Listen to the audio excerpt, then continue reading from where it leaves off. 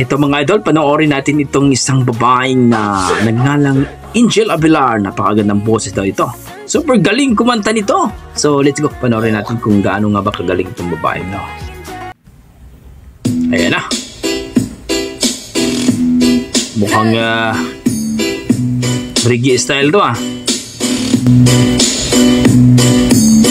Hey, Bolívia's rhythm. Let's bros de laya. Wayay, wayay, wayay.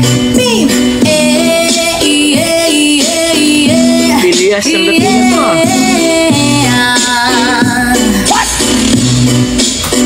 What the fuck?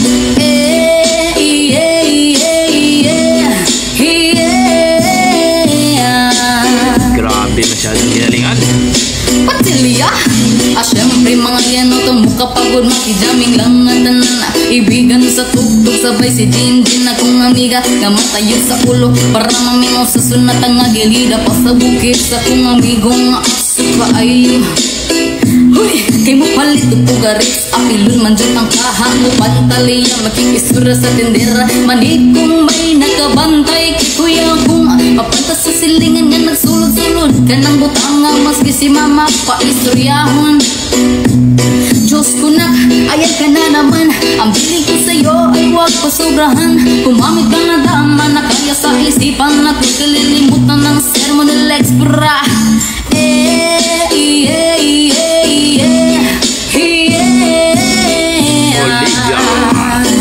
Woyoy, woyoy, woyoy.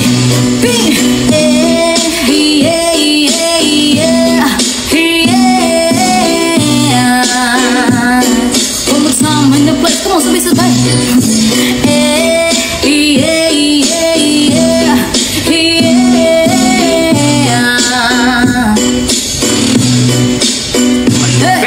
Lingaw pa og bitaw ang inyuhang kapok hakagabay ang amigo o amiga. Tagay-tagay si Jinjin o si Pipa sa bulsa palihog ko sa lighter kay ako nang andamon. Ang bangko og lamisa sa area huwag makatugaw mas kilangaw. Magbinuang walay makinalaw kay kung ako'y maglagot lisod na kong makatok. Katalapuran na imong kaisog ayo sige kinambog pagbinolay ug.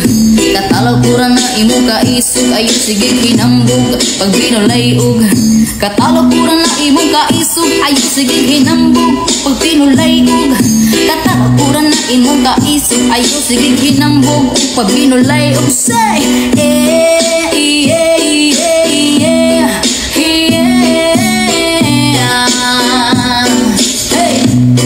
Wayay, beam.